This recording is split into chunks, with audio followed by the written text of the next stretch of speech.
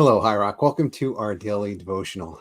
We're continuing with our walk through the book of Ecclesiastes, and today's passage of chapter 9, verses 13 through 18 follows a familiar theme along the way, and that is that wisdom is powerful. It's a wonderful thing, but in many ways, there are some tremendous limits to wisdom. There are hiccups along the path to wisdom. And so we're going to look at one of those today, especially the tremendous vulnerability of wisdom.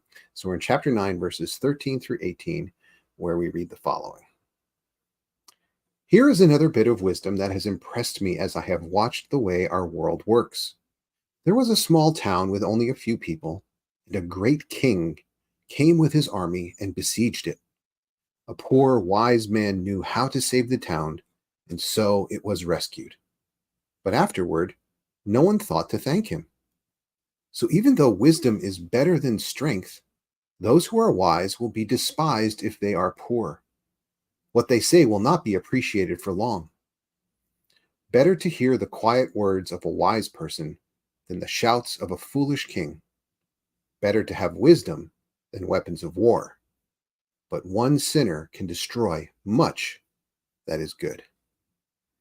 And this is the word of the Lord.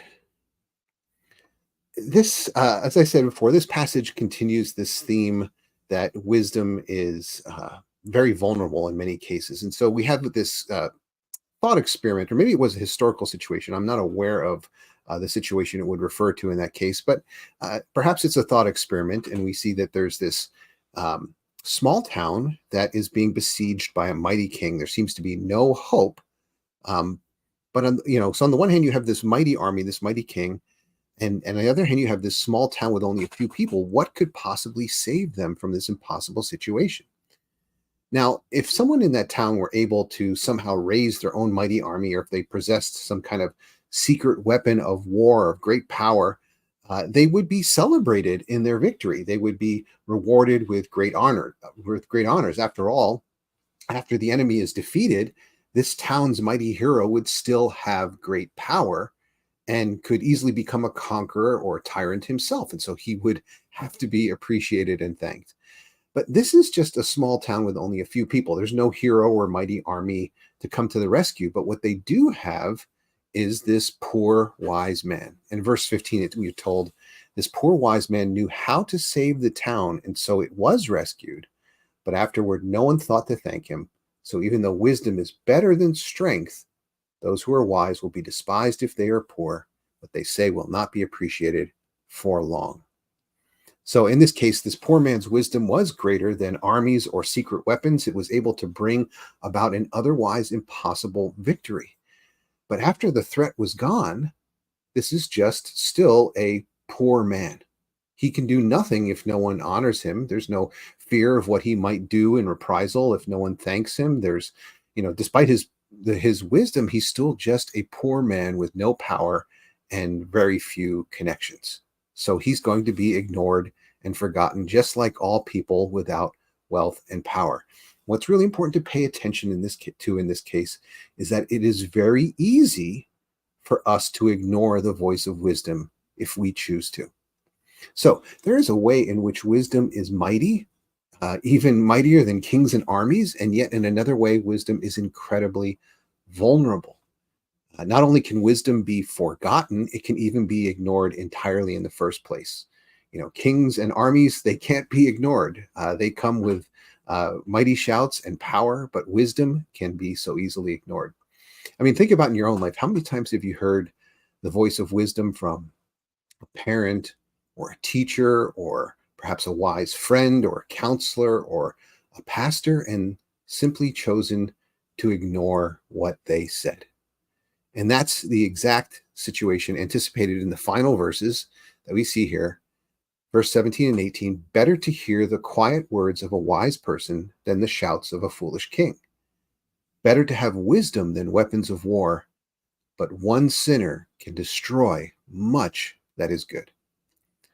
So you cannot ignore the shouts of a foolish king, but you can ignore the quiet words of a wise person. The teacher is imploring us, I think, to listen to the words of wisdom, and yet we can ignore wisdom even if we shouldn't. It's so easy to ignore wisdom, even if it might be costly to us in the end. However, uh, the irony here is that, or paradox here, is that wisdom can lead to great power. Wisdom, as he says here in these closing verses, is greater than weapons of war. I mean, even in our own time in recent history, how many times have greater tactics and strategies led weaker armies to victory? How many times has wisdom led to avoiding conflict entirely in the first place? Better to have wisdom than weapons of war, but one sinner can destroy so much that is good.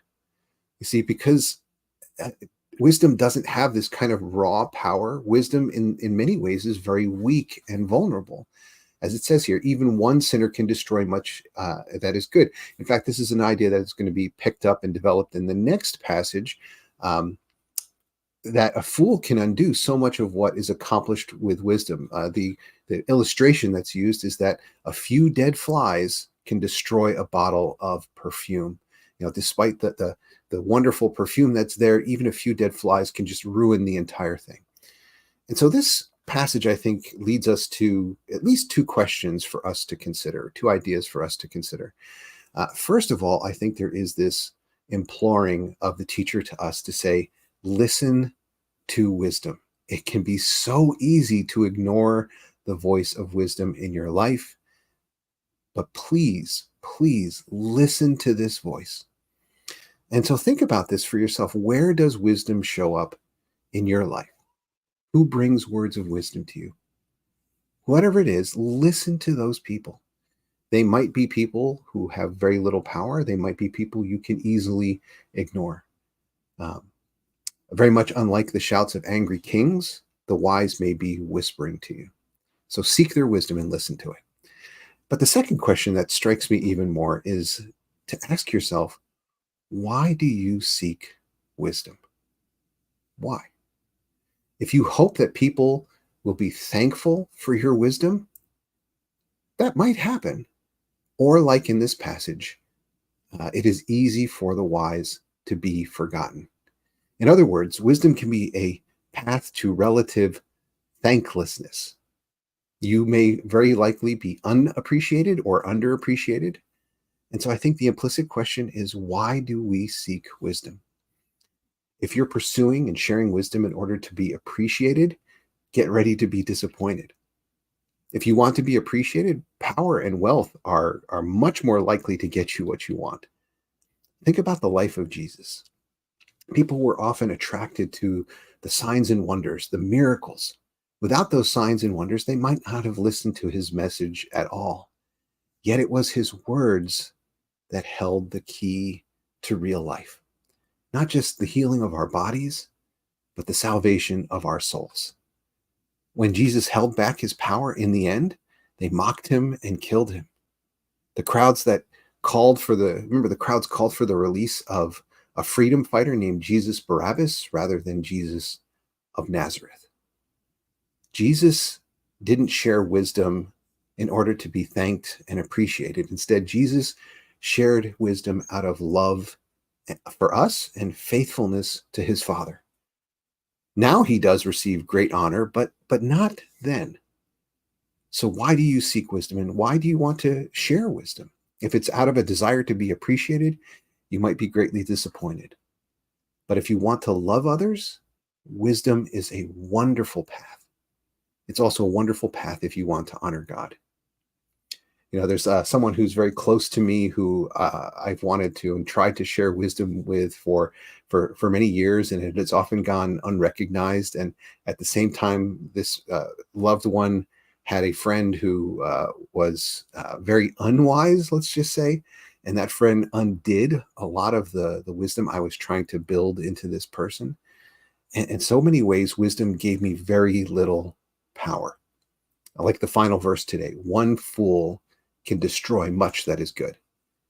But I will say that now, after many years, this loved one is now finally able to hear and recognize and appreciate some of the wisdom that has been ignored in the past. And so my encouragement that I receive in this and I share with you is to be patient, that wisdom is valuable even if it is vulnerable. Wisdom can be a wonderful partner to love when we are seeking to love other people. But wisdom comes with no guarantees. So with that in mind, would you join me in prayer? Our good and gracious God, I pray through your Spirit that we would listen to you, that we would listen to the words of wisdom written in your word, that we would especially listen to the word that is Jesus, who brings us such incredible wisdom and the keys to life. Lord, we confess that many times we have not listened to your voice, and oftentimes we have paid the price. Lord, I pray that we would love others with the same kind of love that you give to us, that we would seek to be wise and to share this wisdom, not out of a desire to be loved, but out of a desire to be loving, to love others the way you have loved us. And Lord, I pray that when we are not appreciated, when wisdom is not appreciated, Lord, that we would remember you and know that you appreciate what we do as we try to step forward in faithfulness to follow the example of Jesus. Lord, I pray that you would build wisdom into our lives, that we would see its value even at the same time as we appreciate its vulnerability. We thank you that in all of these things, you are the one who keeps us and protects us and sustains us through your Spirit, in whose name we pray, or in Jesus' name who we pray right now. Amen. Well, everyone, thank you for joining us today, joining me today. We have just a few more times going through passages to go through in Ecclesiastes, and then we're going to start a fruit of the Spirit series, following along with our summer series that's coming next after Dual Citizen. So I encourage you to follow along here, because we are rapidly coming to the final wisdom that the teacher wants to give us, that has been hinted at all along, but has really been building to. And we're seeing more and more of it here, but we still have a few more passages to go through where we see some of the limits of wisdom, even as we appreciate its value. So I hope you're able to join us tomorrow and in the coming weeks. Go in peace.